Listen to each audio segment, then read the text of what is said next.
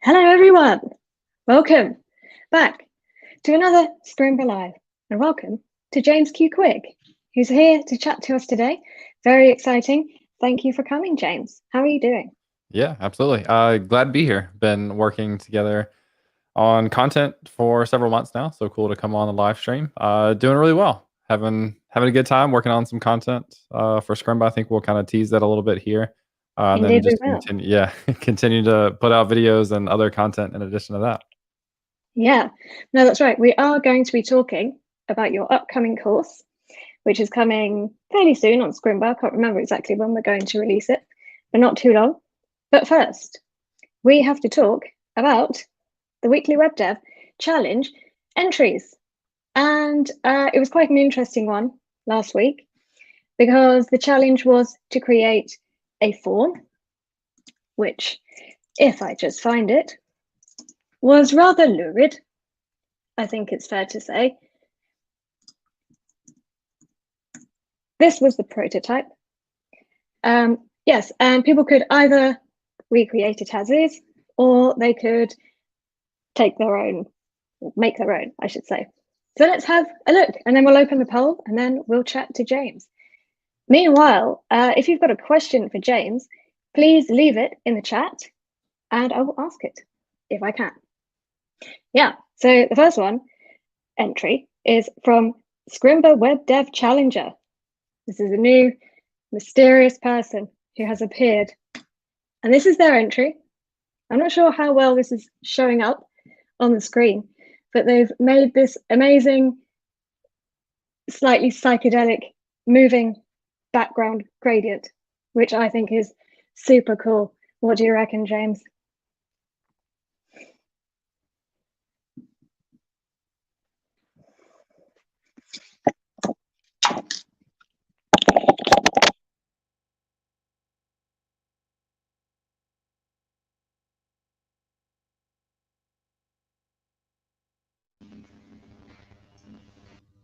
I went on mute for a minute. I apologize. I had to cough and I went on mute and then came back and forgot. I was saying the colors look really nice. I was just thinking I've never done anything like that, and I would love to know how to do that myself. I'll have to, maybe I can get some tips from whoever created that. I think that's super much Scrimba, mysterious person of one who this lovely, which I think, I'm not sure the functionality, I can't remember. Let's try it out. Really cool. 80s neon theme. Michael J says, echoing the Michael. What I will do, I'll unplug my stand.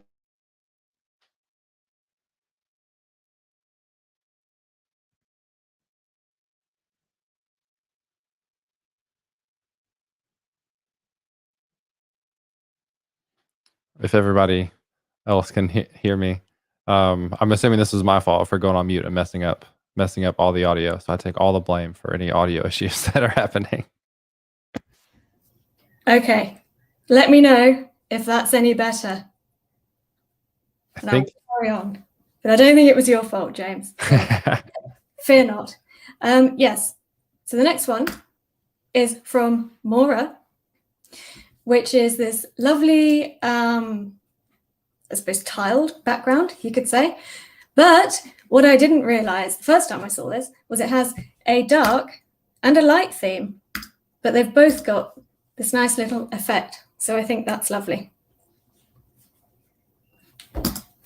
And this one contains a bit of an animation, actually. When you add your details, you get this lovely paper plane, which I think is a very modern effect. Love that. Yeah, that's really neat. Super cool. And that one is from Mei Ling. And this one, so I was talking about my love of gradients last week, and Andy Catlow has taken that to a new level, because when you just actually complete the form, well, firstly, I should point out actually this cool animation that moves things to the side. But if you complete it normally, let's say Leanne at leanne.com, you get this, which is cool. But I have to refresh it. He has included a little Easter egg. If you just press the button, you get a different gradient every time. Nice. Yeah. Love the Easter eggs. That's really neat. Yeah, really creative idea. So thank you, Andy. Now this one has moved away from the gradients a little bit. And instead we've got this cool star design. This is from Kuntal. But this is cool because the stars are actually moving with the mouse, which is super nice. And then when you put in your details, you get this space rocket going up effect, which is much more exciting than usual forms, I think. So that's lovely. Much more exciting than the forms that I make myself. And me, actually. Yeah, awesome. And then we have a Parisian themed one from Illa, which is lovely. And we can do this. Oh, I have to include an @ in an email address. That's actually good. And there we have it, a little acceptance message, I suppose you'd call it. Yes, so those are the entries for today. I will now open the poll in the chat. So please vote away. And we will reveal the winner at the end of the show. And Mailing says, Andy says, love that rocket. As do I. It is seriously cool. So if you're ready, James, shall we get chatting about the questions I want to ask you? Let's do it. Absolutely. Yeah. So you use a motto, learn, build, teach. I think, I'm not too sure, but your company is called that. Is that right? My LLC is, yeah. So all of my freelance content creation, sponsored videos, all that sort of stuff falls under the Learn, Build, Teach LLC. Yeah. Yeah. So what does that motto mean to you, and how has it helped you in your career? Yeah. So it starts with the learning process. I think people that are hanging out in chat are probably learners. People that are aspiring to be developers or people that already are developers are constantly learning. We live in an industry where things change all the time, and to be relevant, you have to kind of stay on top of that stuff. So I spend lots of my time learning. You would kind of think, with me being a content creator, being on YouTube, that I think the perception is that people already know everything, and it couldn't be farther from the truth. Like, creating videos for me, creating content for me is a way for me to learn. It's a way to force myself to learn something new and then be able to explain it to someone else. So yeah, I spend tons of time learning, watching YouTube videos, reading articles, looking at Scrimba courses, that sort of stuff. And then I use what I learn and I build stuff. I do tutorials, I do demos, I build things that are useful for myself. I build my personal site, I build automations for some of the things that I do. Like, I just take the things I learn and I build stuff. And that's one of the best ways to continue to learn. If you go through a tutorial or something, you know, it's only so impactful to just follow along exactly with what's given to you. And I think that's one thing that Scrimba has done well at, is encouraging people to, like, here's what you want to accomplish, give that a shot yourself before we just give you an answer. So the building part is super important for your learning. And then the last part is teach other people how to do it too. One of the absolute best ways to learn is to try to teach someone else. As a content creator, again, like I have to know things better than I did to be able to create a video on it and explain it to people. So creating a YouTube video in and of itself means it's a huge learning opportunity for me. And then after the learning process is over, I then get the ability to, like, reiterate and refine that information in my mind and try to articulate that to other people and help them out as well. So it's a continuous cycle. Spend time learning, use what you learn to build stuff, teach other people how to do it, and repeat. Yeah, no, I totally agree. I'd highly recommend starting a YouTube channel, actually, to anyone out there who's learning to code. I've recently done it myself, Code with Leanne, and Nice. I've made one I'm working on at the moment. It's about background blend mode, and as you said, you can watch tutorials about it. You think you get it, but then when you're trying to explain it, you realize it's a whole different ball game, and you do get much deeper level of understanding. So yeah, totally. Absolutely. Cool. You have written a great article about crushing developer interviews I found over on your website earlier, which I will now link to.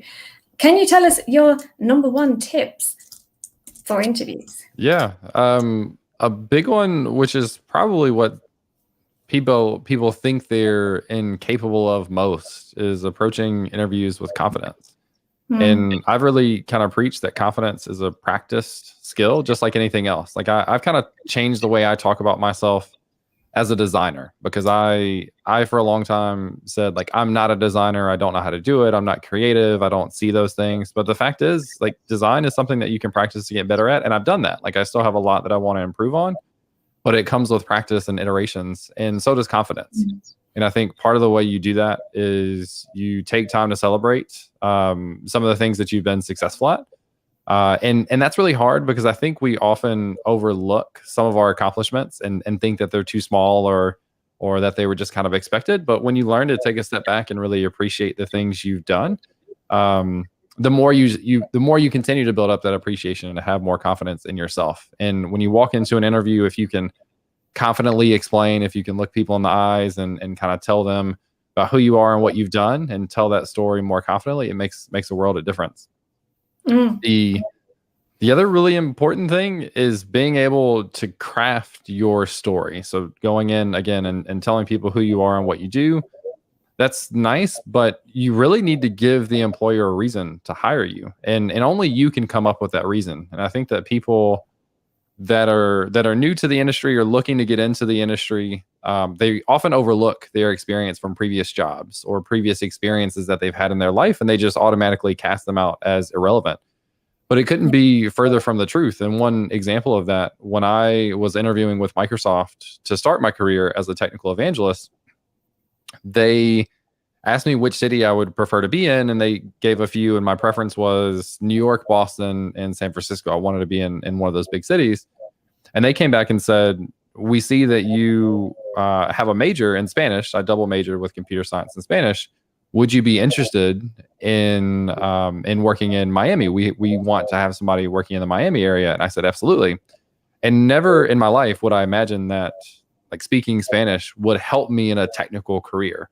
But that was part of the package. That was part of who I was, that I got to bring to the table in addition to regular technical skills. So I think looking back at your past, your previous jobs, your experiences, and learning how to take the things that you've learned that you're good at and craft them into a story that tells the employer really confidently, here's who I am, here's what I do, and here's why you need to hire me. My specific selling point is, if I'm interviewing, my selling point is I'm a teacher. That's what I love to do. Like, I'm a really good developer, but I also love to see other people grow. That's why I create so many YouTube videos. That's why I do live streams like this.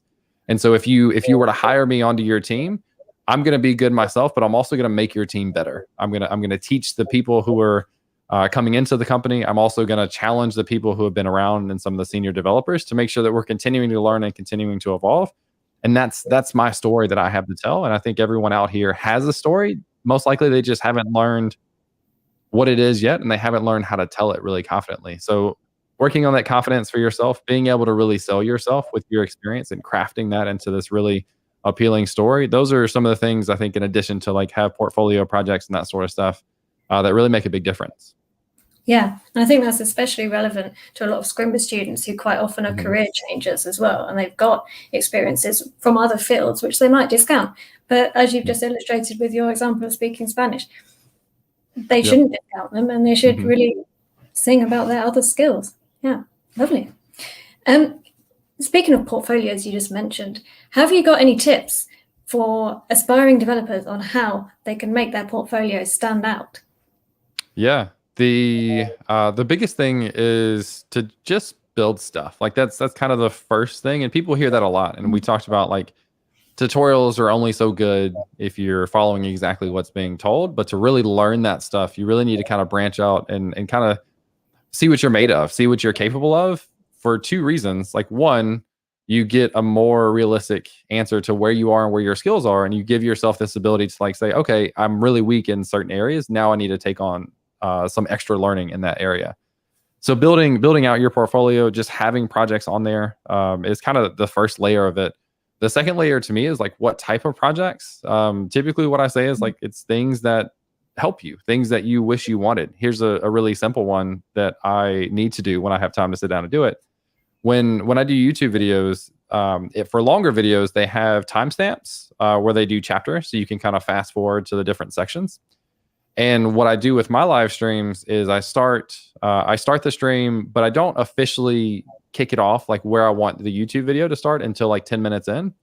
And so I make these markers in the original video. So if the markers are at like 10, 20, 30 minutes, for example, I need to then do a subtraction when I get rid of that first bit of the video to translate those markers. So I want to do like a little utility thing to do subtractions, like subtract 9 minutes and 37 seconds from each of these different timestamps and give me those new ones. So that's something that like is helpful for me. It also shows my ability to go out and like just solve a use case. Like that's our ability as developers, is to just go out there and build stuff and solve problems that we have. So I think having full stack experience, like being able to show the understanding of front end and back end together, I think is really, really valuable. That's what I recommend to open up the most amount of opportunities. If you're the kind of person who you want to do front end, you want to do back end, that's totally fine too. But my general recommendation is like build something that's full stack to show that you understand how all the pieces fit together. Because even if you do just front end for your career and that's what you're interested in, you will be a better front end developer if you understand some of the components of the back end, and vice versa. You will be a better front end person, or excuse me, you'll be a better back end developer if you understand aspects of the front end as well. So I think having that experience is really unique and helps carry the conversation in an interview after kind of getting through just looking at your resume. Having that stuff to talk about is just really important. Yeah. And I think building something that you actually need, that's going to be the biggest motivator to actually get it done. So, absolutely. And then if it doesn't pay off in the end, at least you have got something which you find useful. Which you can use. Yep. Yeah, excellent. You're currently building a new Scrimba course, as you mentioned. What can you tell us about it, or possibly show us? Yeah, I'll give, and you can go ahead and share the screen. It's interesting that the form that you sent out to everyone for the polls was using Typeform. And this is, if you've ever used Typeform, which you could go back to the link and do the vote, Typeform is one of the neatest looking form interfaces I've ever seen. Like, it's so clean. It shows you one question at a time. You press enter, it like animates on the next question. You can see a little bit in the video here. Just really, really nice. And so I kind of wanted to replicate that. Not obviously all of those features or anything, but this course is about React and TypeScript. So it's using React with TypeScript to build basically a Typeform replacement. And what this is all dummy data. So this is just for my testing, but I got a form here. I can type in an answer, press enter, and I've got this animation to like take the next thing, remove the current question, and then add the next one on. So you get this kind of top to bottom animation. And I added, like in Typeform, they have all these different types, pun intended, of questions that you can ask, like regular text input, email, phone number, yours, like a multi-select for images. So I'm just doing a couple, just like text input and then like a rating bar here. And there's buttons to go through the questions. When you finish it, you'll get to the end. So really working on like React Context API to hold what the core of that form is, having that in what is hard-coded as a JSON format. So you could store that in a database if you want to, as like something you could do extra to this, or you could let people enter it in themselves. But going through this like question-to-question process to kind of simulate what Typeforms is, and then understanding TypeScript itself, its benefits, how it works, how it can help you as a developer when you're building applications. So this was, again, like one of those learning opportunities for me. I have some experience in TypeScript, but this was a big one for me to just really dive in a lot more and get better at it, and then be able to help other people do the same thing.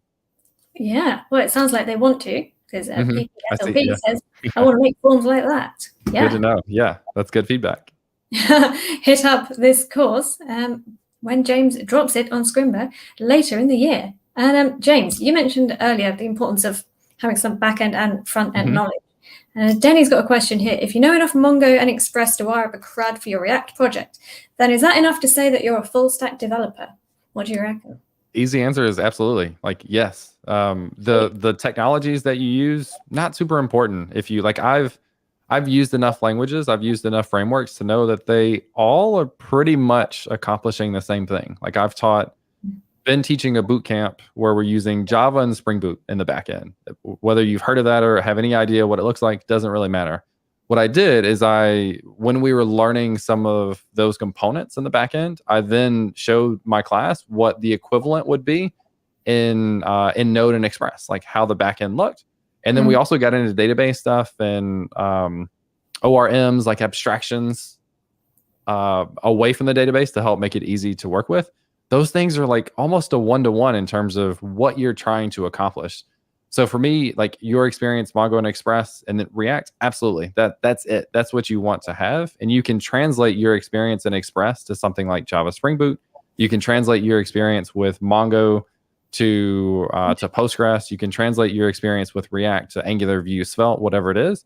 If you understand the concepts of here are all the different pieces of a web application, here's how they fit together, trust me, it's going to carry over to other languages and frameworks. And knowing that and really embracing that allows you to apply for jobs that you don't think you're qualified for just based on they're looking for Java, not Express.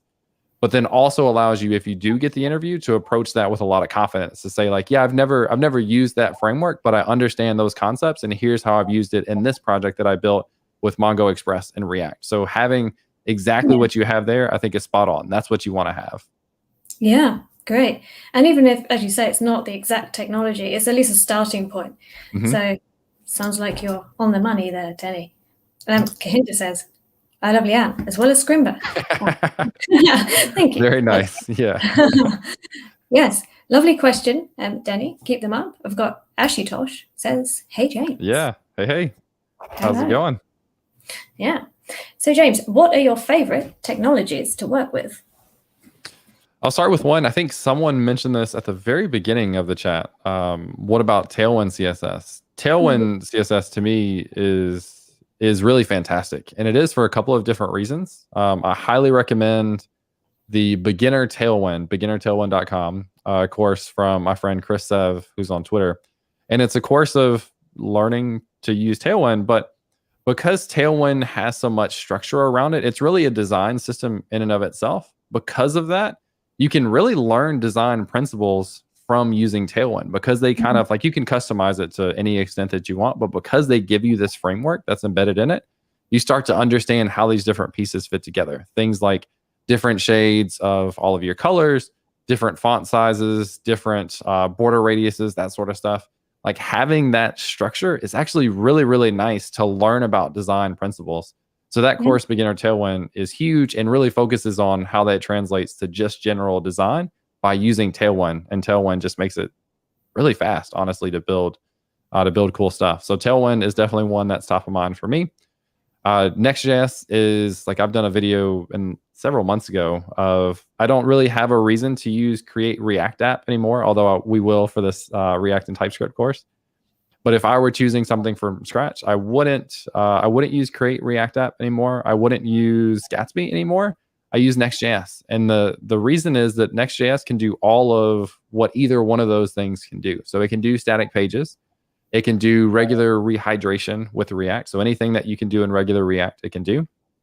And it can also do server-side rendering, which is a really, really powerful combination of different approaches to building web applications. So Next.js is definitely really big for me. I'm a big fan of Sanity.io as a headless CMS. I've used them a lot. There's lots of other really good ones too, but those are three of the ones that come to mind. I'd be curious if people have comments in the chat. What are some of the favorite ones that you use out there as well? Because I'm always looking for more things to learn. Totally. That's a really good point about Tailwind that I'd never actually thought of. That it's really good for teaching you how to make stuff look good, basically. Baby Hulk says, great space. I didn't actually notice that, but yeah, totally. I've got an ongoing discussion with Michael, my husband, about whether or not Space Jam is a good film. I found it is a good film. It's a classic. And they presumably agrees. Maybe we need to rewatch it. Yeah. And Diana says, hey, James, would you recommend Python or JavaScript for web development? What do you reckon? Yeah, either one, to be honest. Like I'm a JavaScript person, but I'm not going to give you my biased opinion. Like those are both super useful, super easy to get started with, and super popular languages in the space. I don't think you can go wrong. I personally create content on JavaScript, and that's what I do every day. So I prefer JavaScript, but you really can't go wrong. I would say like watch a couple of free YouTube videos or free Scrimba courses on both if you can find them, and then see which one clicks more and go from there. I don't think you'll make the wrong answer there. Yeah, a lot of people, when they get asked a similar question, they say there isn't really a right or wrong answer. Just choose one and go with it. They kind of, in a way, it doesn't really matter as long as you enjoy it. That's right. Illa Gold says, can you drop the link to the course here? Michael has dropped the Tailwind one there. If you mean James's new React course, it doesn't exist yet. As soon as it does, it will be dropped in the chat right here. PPSLP says, can you talk about Next.js IDE setup and webpack? I imagine that's quite in-depth, is it? Maybe you have a video about it. I don't. So I don't know exactly what this question is leaning towards. So for IDE setup, if we're talking like IDE integrated development environment, I use VS Code for all of my projects. When I'm teaching Java, I use IntelliJ, so that's kind of a different ecosystem. But all of the Next.js, all the JavaScript, all the React stuff that I write is inside of VS Code. For Webpack, like I just use the kind of built-in and create Next app, so all that stuff is configured for me. I don't have much experience myself in doing like building out Webpack configurations myself, so I don't have really good opinions on that. So for Next, I just take what comes with create Next app and then go from there. Cool. Yeah.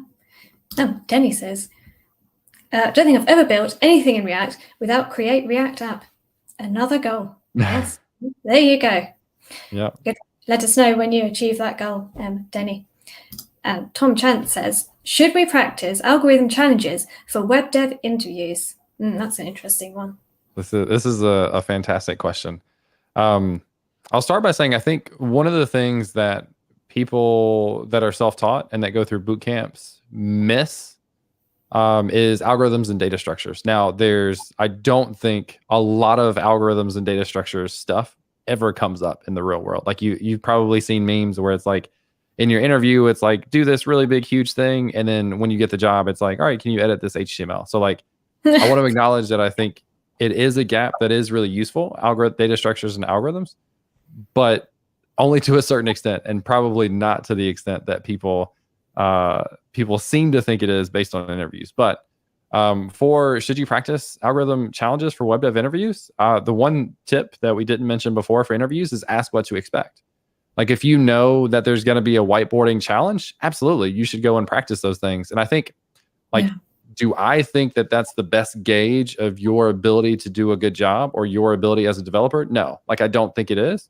But when you're trying to get a job, you kind of have to play their game. Like the industry is evolving where you're seeing some of these interview processes change, but we're not really there yet. So it could be very likely that you have to, and especially if you know you're going to have to do whiteboarding, then yeah, absolutely you should. And you can find tons of different challenge websites and you can just go and practice those. And I've done that myself. There's a course, I can name drop courses all day long, but there's a JavaScript data structures and algorithms course on Udemy from Colt Steele, one of my favorite instructors. And that thing has been like super, super valuable for me. So if you're looking for like not only challenges to take, but also a place to really get deep and learn those things, that course on Udemy, they go on sale for $10 or whatever.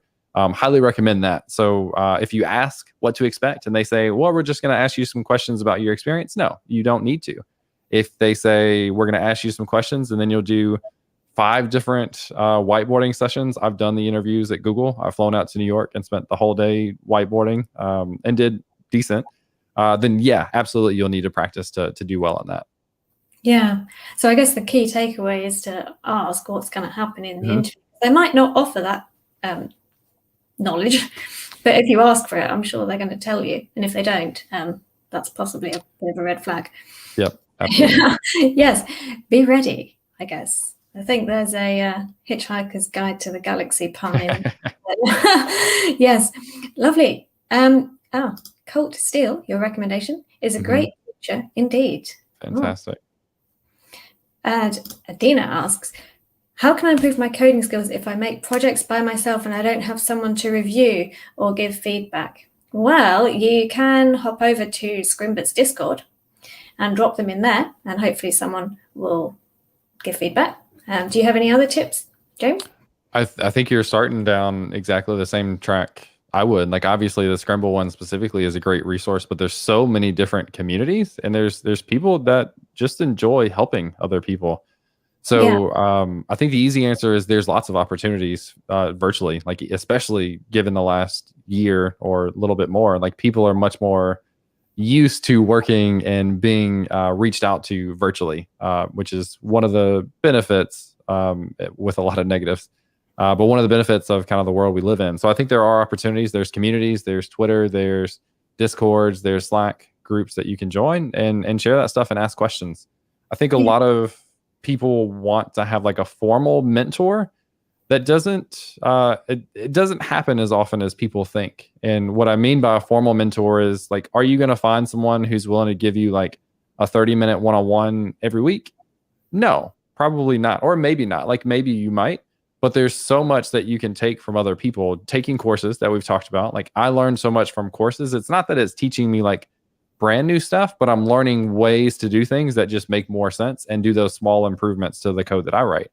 So taking courses is that way to like, here's someone that I really respect, that I trust. Let me learn how they do things. And then let me take what I learned, going back to learn, build, teach, and then build something else myself to really reinforce all those concepts. So continue to build stuff and compare it to what other people's projects on GitHub or in courses look like. And then also just don't be afraid to reach out in different communities and share your stuff and see who's willing to give you feedback. Yeah, lovely. On a different topic, Shaik asks, what's your opinion on Laravel?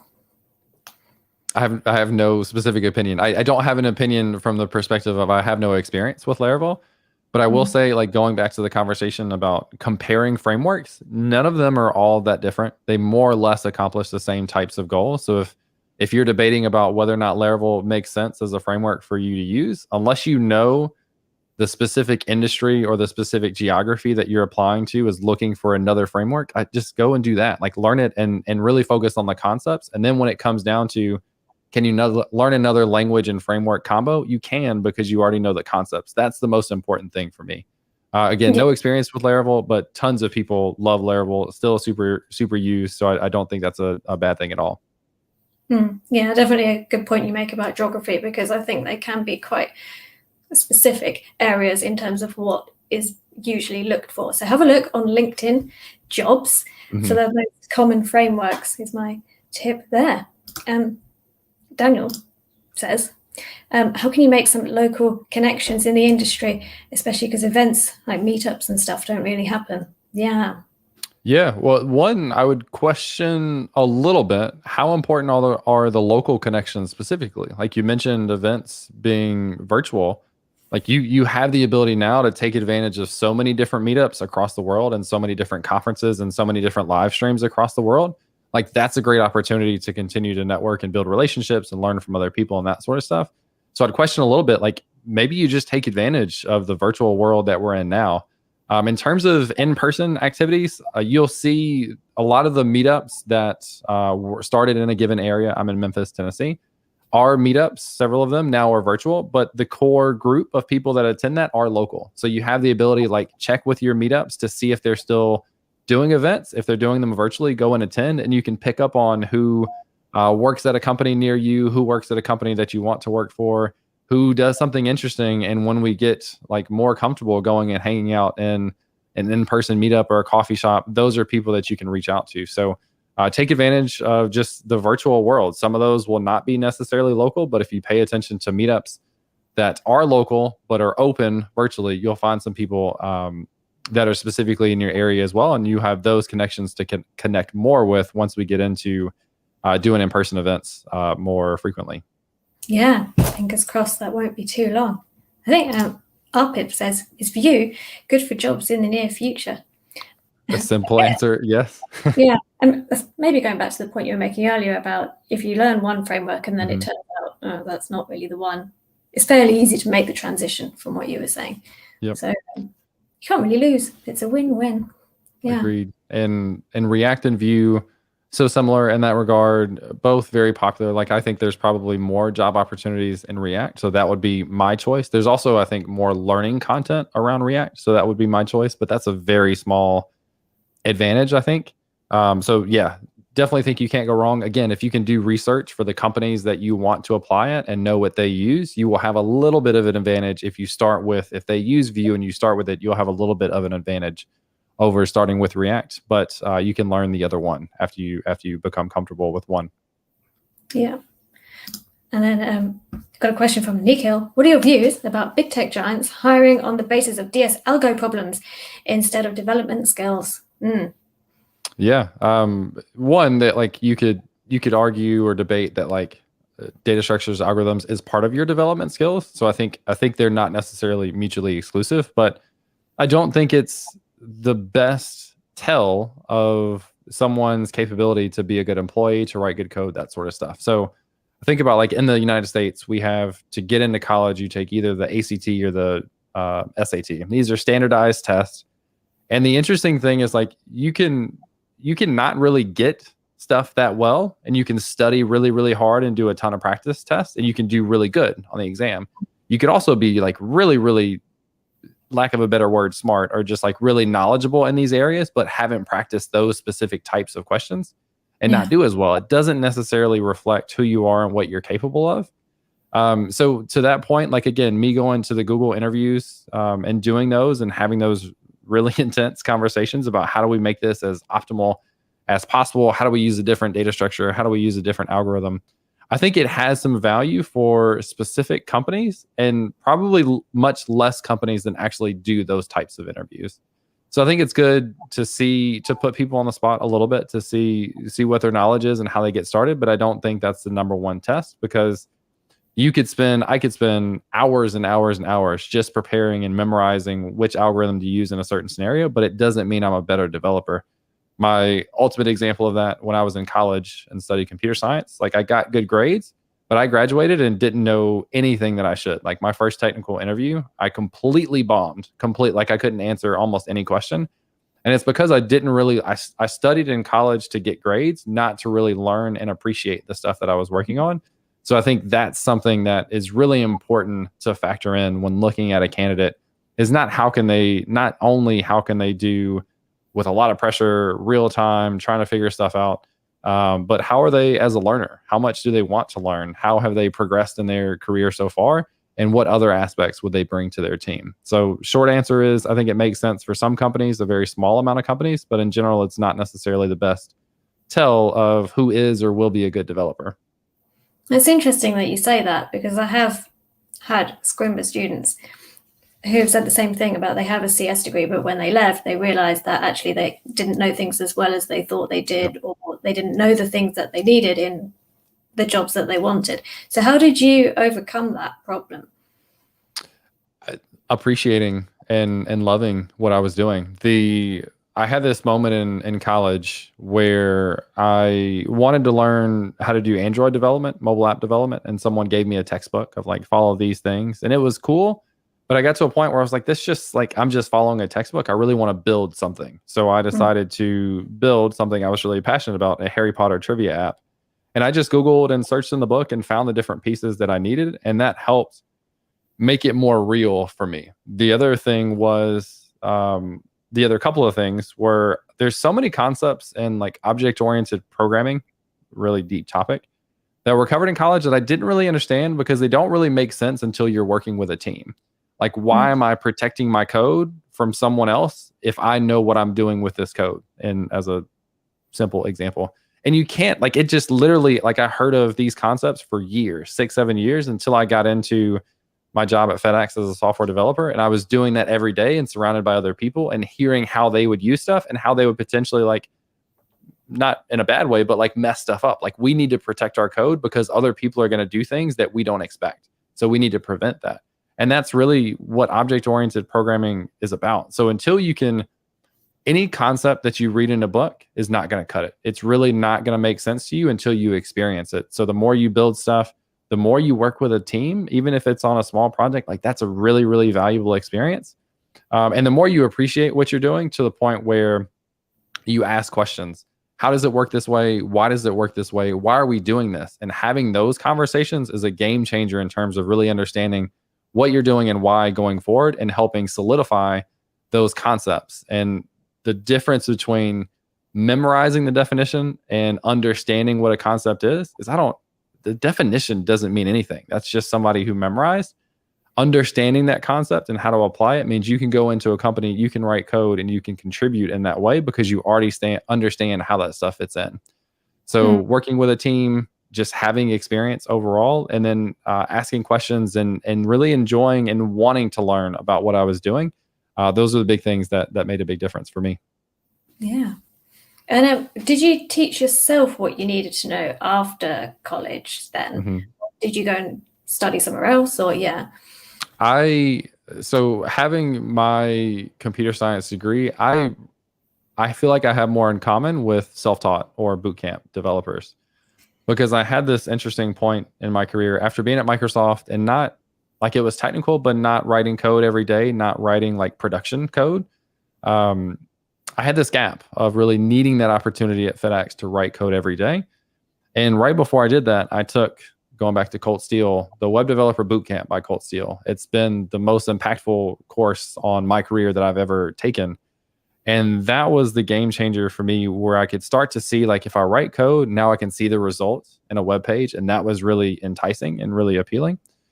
So that was a big start for my overall appreciation. And that really led to, because I loved it more and more and I wanted to know, I started watching YouTube videos. I started reading articles. I started being on Twitter. I started going to meetups. Like, I started doing all these things because I just really enjoyed it. And for that reason, I didn't need a formal classroom. Again, I had a decent foundation from a degree, but I just wanted to do all the things that I saw other people doing. And I started to leverage all the resources, free and paid, that are out there that are just really incredible. There's so many. There's nothing holding people back. It's all about making the time for it and making the commitment to it. So that's like I said, I tend to kind of resonate more, or feel like I have more in common with people that are self-taught or go through boot camps. Interesting. Yeah.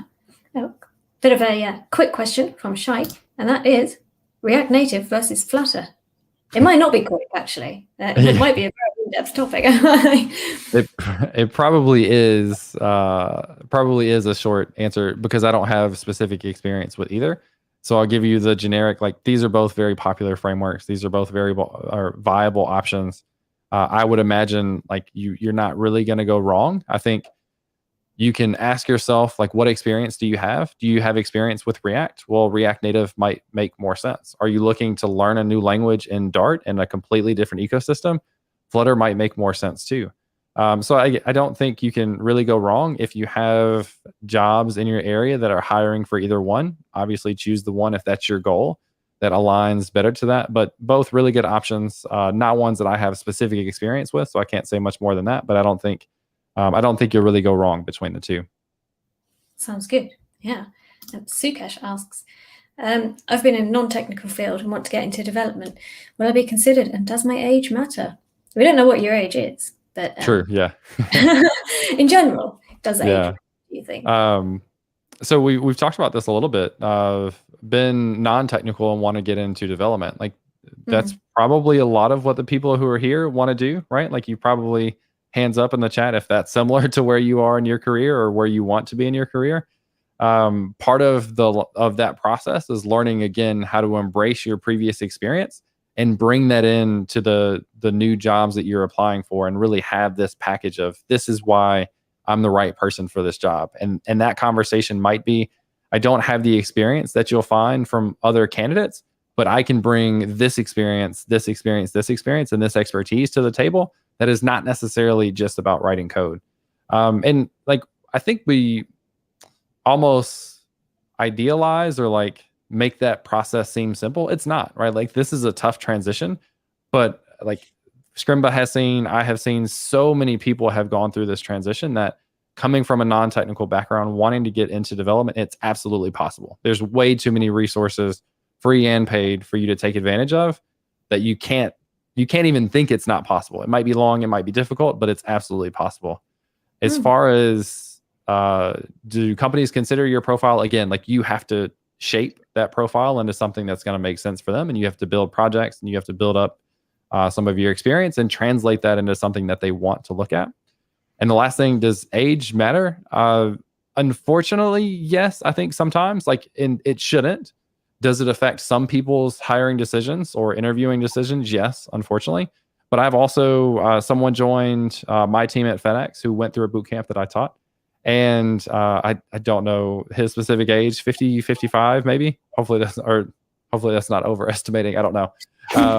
But I've also seen people transition into the industry again in their 50s, at 60, things like that. So like whatever age you are, it's absolutely possible. Will there be some discrimination, unfortunately, based on age? Maybe. That's not something we can fully avoid, even though it shouldn't be happening, but it's absolutely possible. Like, again, I've seen way too many people with different experiences or lack thereof, different ages, young, older, however you want to phrase it, that have made this transition. So you absolutely can. Good news. You mentioned earlier how good proportion of your time is spent keeping up with new trends in the field. How do you do that? All the things that we talked about. Yeah, I watch a lot of YouTube videos. Being in the content creation space, I now am friends with a lot of other content creators. So it's really cool for me when I load up YouTube, I see friends and I see their videos and I want to watch them and learn about the things that they have to offer. So I watch a lot of YouTube videos. I take courses myself. I make sure to take time for training. This is a little easier now in my role, but I'll talk about that in a second. But at FedEx, I advocated, hey, can I have $50 to buy a couple of different courses and have an hour or two a week to do this training to make sure that my skills are fresh? And the way some employers don't really get that, but the way that you can help shape that, or the way that I helped shape it was there was lots of times that I went into work to solve a problem and I already had the answer because I did that on a personal project or did that in a tutorial. So that relevant experience outside of work helps you become a better developer at work. And companies should be investing monetarily and time into your training, because they, like so many companies now, are realizing we can't just fall behind. We have to stay up to date with technologies and we have to evolve. So advocating at your company that you should, this may or may not work depending on the company, but you should try advocating for a little time of training, advocating for a little money to support your training, I think is very valuable. Doing YouTube videos makes it really easy for me to learn. Like I said, creating videos and courses is a learning opportunity for me. So you'll hear this a lot from content creators and speakers. They choose topics that they don't yet know that well, or that they really want to learn about. And they use that as a reason and a mechanism to learn. Because me as a speaker, if I'm going on stage to talk about a topic and I commit to that, like I'm not going to go up there and look like I don't know what I'm talking about. I'm going to do my research and I'm going to learn to make sure when I get up there, I can do that confidently. So that's a huge learning opportunity for me. I am more fortunate in this specific question than most people. My role is a lot of learning. My role as a developer advocate is to continue to do those things, continue to be part of the community, continue to create content. I just want to acknowledge, like, I am fortunate for that, and not everyone has the amount of time and the amount of resources to do that. So don't think like when you look at content creators and they have a new video on a new thing every day, every week, whatever, that's unique to them. You may not have that much time, but you can still do things slowly, and whatever time and resources you do have, you can take advantage of, again, the plethora of learning opportunities on YouTube, Scrimba, courses by individual content creators, Discord, Slack, Twitter, meetups, all those things you can take advantage of. And just hearing people talk about other technologies, even if you don't build something with it, raises your awareness of what's available in the ecosystem. Yeah, totally does. That's lovely. On that topic, PPSLP says, what are you excited to learn that you haven't learned yet? Interesting. Oh gosh, there's a few React frameworks, Blitz and Redwood, and I think Remix is the paid one. I've had people from Blitz and Redwood come on to my my live stream, and so I got a little bit of an intro to both, but I've never really sat down and built something. So I think those would be really interesting. I think a lot of the something like Prisma is really interesting to get into, like GraphQL.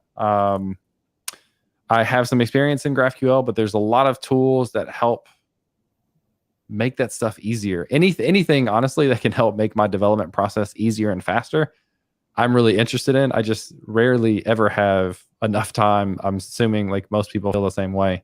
So there's some React frameworks. I've done a little bit with Svelte, but I would love to sit down and do a real tutorial on Svelte and learn more about that. Nest.js is like an Angular-ish backend, like a Node backend. So it's TypeScript and MVC and that kind of stuff. I think that's really neat and pretty powerful.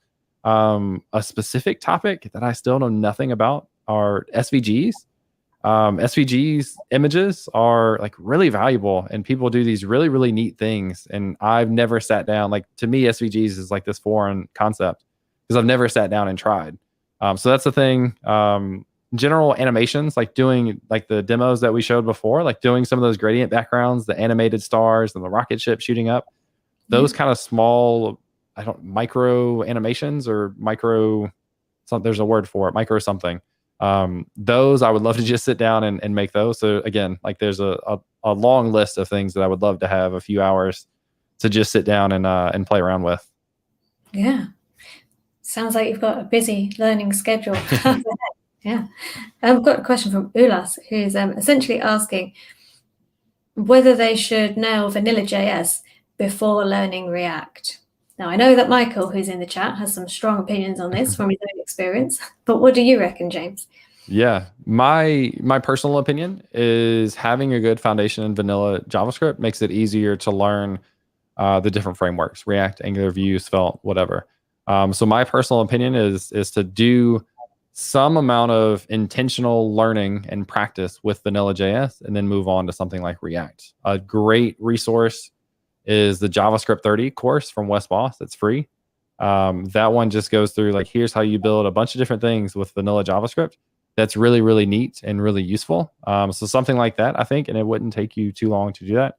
Some of the JavaScript courses that are on Scrimba, going through some of those first, I think will make it easier for you to learn React or another framework. Now that doesn't necessarily, it's not necessarily the same for everyone, but that's my personal take. Yeah, that's exactly what Michael said, because he did it the other way around. Because he ended up in a job where he needed React, where he hadn't already really nailed JS. I think he knew some, but not completely. He can explain in the chat. Yep. And now he says, yeah, he really wishes that he knew more JS before he got into React. And I asked Kevin Powell a similar question along the lines, well, I didn't. Someone in the chat asked, should they learn Tailwind or should they learn CSS? And he basically said the same thing. If you have the basic CSS knowledge, you're then going to find it so much easier to learn any framework. And the other thing you mentioned was if that framework falls out of fashion, you're not totally screwed because you've got the basis and you can therefore learn the others much easier. Yes. One last thing about the JavaScript and React. It's hard to understand what the usefulness or what the use case is for a front-end framework like React is without already trying to build the same app with vanilla JavaScript. Like once you try to build a multi-page app and you're doing all these things with vanilla JavaScript, and then you go to React, you're like, oh, I get why people like this because you've been through it. You understand what React does for you. Otherwise, you're just jumping in and you kind of assume that's the way it is.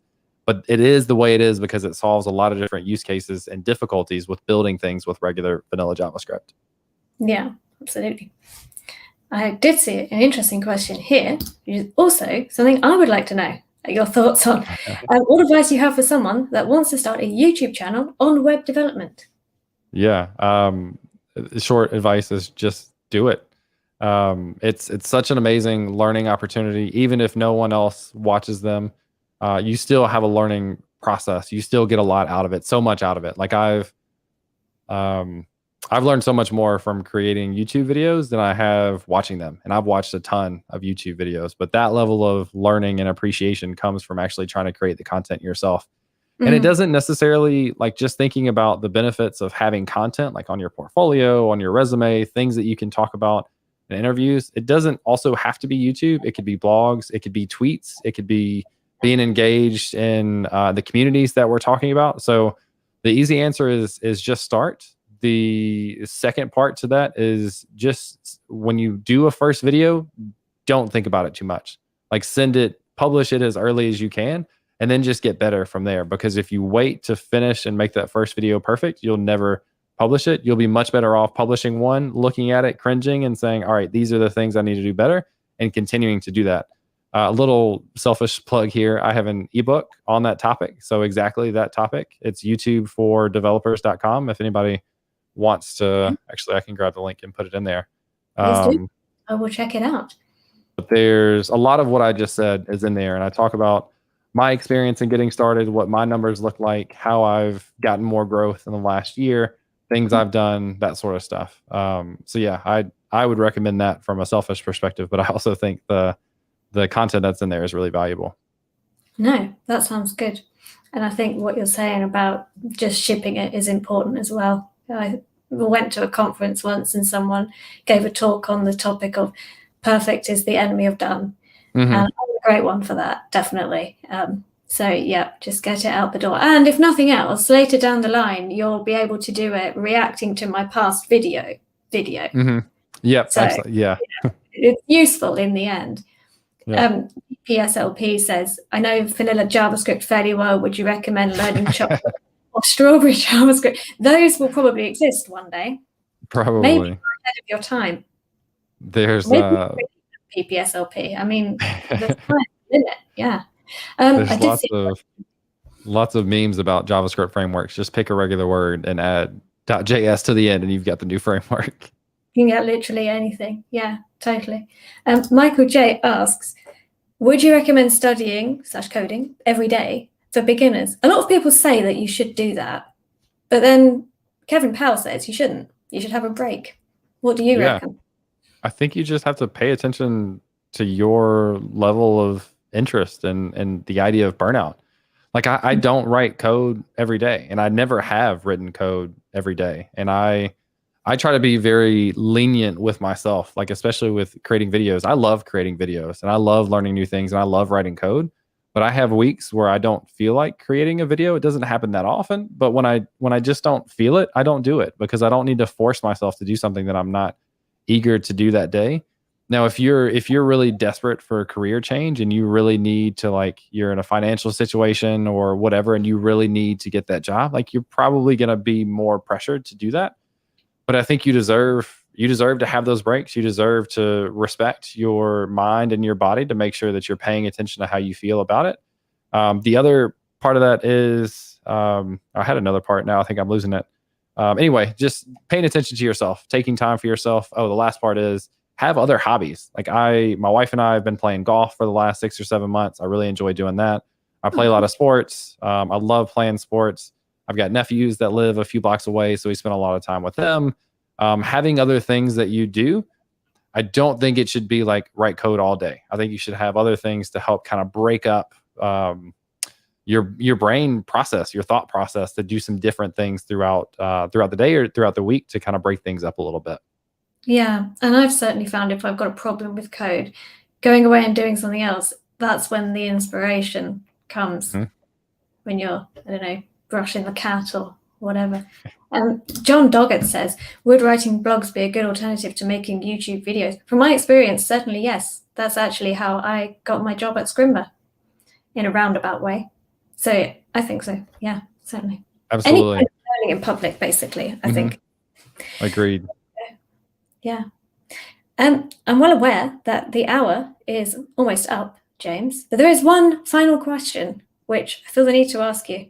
And that is, would you rather fight one Godzilla-sized cat or 1,000 normal-sized scorpions? I have no idea how to answer this. I would probably go Godzilla-sized cat, at least with like one thing you can kind of keep your eye on it, know where it is, and know how it works, and study it and learn what its potential vulnerabilities are.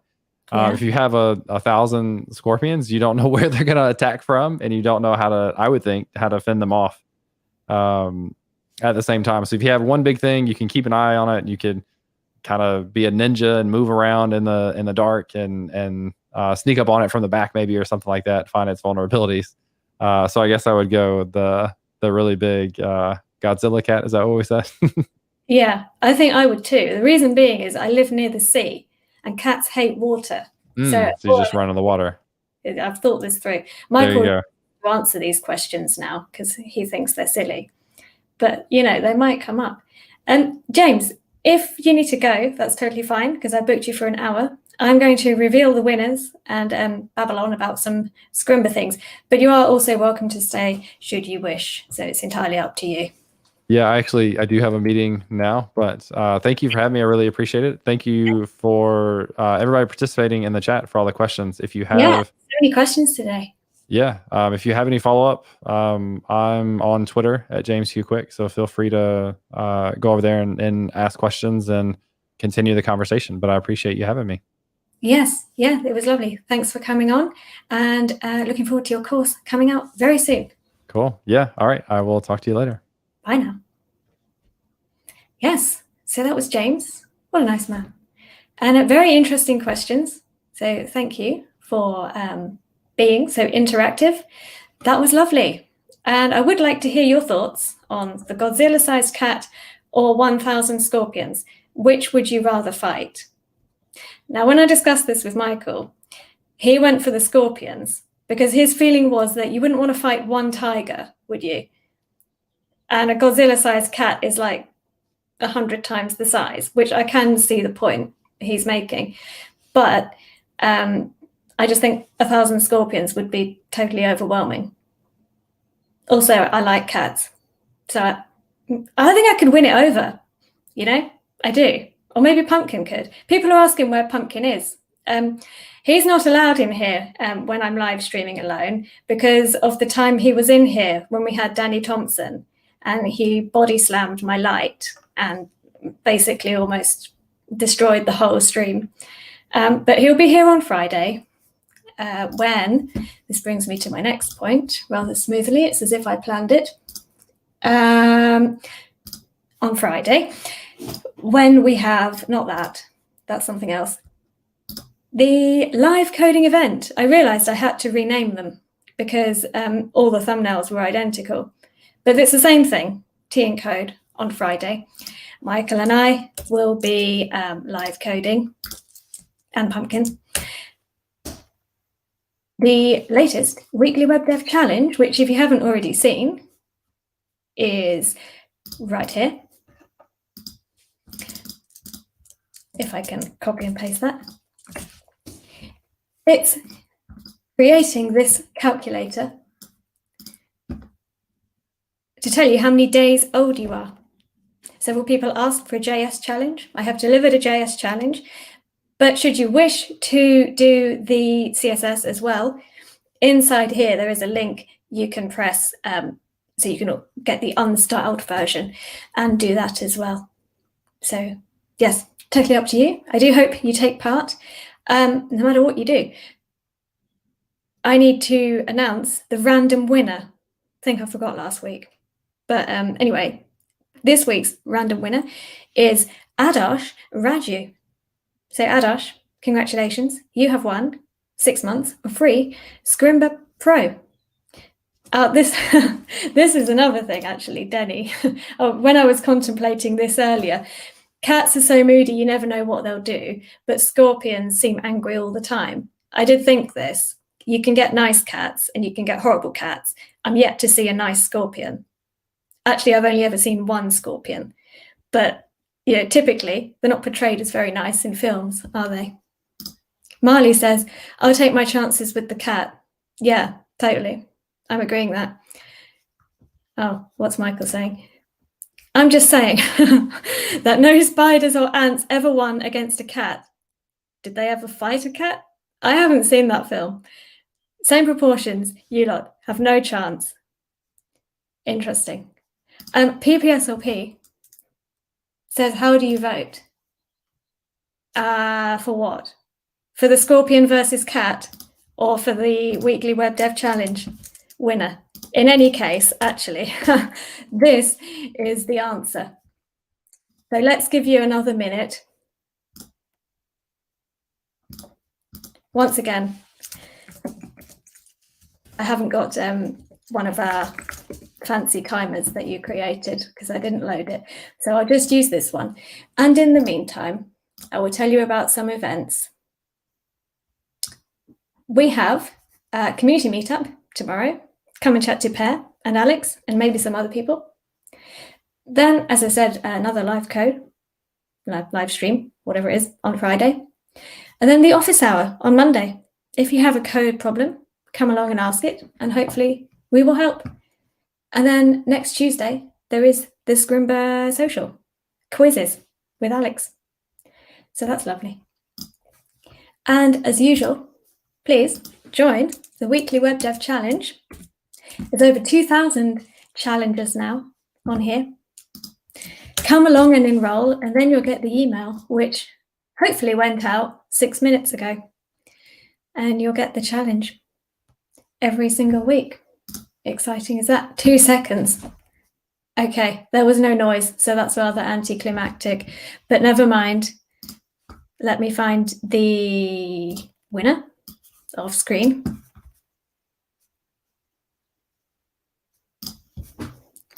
Dun, dun, dun, dun, dun, dun. Sorry, there's a problem on our side, says Typeform. Oh no. Okay, I will try and go in another way. Can you imagine if we can't find out who the winner is? It'll be a cliffhanger for next week. I can tell you there are 33 responses.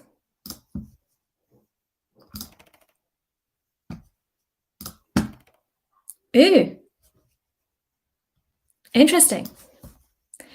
As you can see, the winner is Maura, which was 3,000 tabs open. This one. Cool. Lovely. Well done to Maura. You have won $50 or euros, depending on where you live, of Scrimba swag and a free 6-month subscription and a weekly web dev winner role over on Discord. Now let's find out, would you rather fight a Godzilla-sized cat or 1,000 scorpions? 60% of you would take your chances with the cat. Good choice. And then choose a job. 33% of you went for gardener. I went for that one. And then 24 went for pilot, 21 went for dog walker, and 18 went for chef. I think chef would be awfully stressful. I would go, definitely not pilot. I mean, Michael's seen me on a quad bike. You don't want to trust me with a plane. No, definitely not. So I would go for gardener or dog walker. So yes, lovely choices. Okay. Yeah, if you're one of the winners, Adash or Maura, please get in touch for your prizes. And next week, that's what I meant to say, we will be welcoming Michael.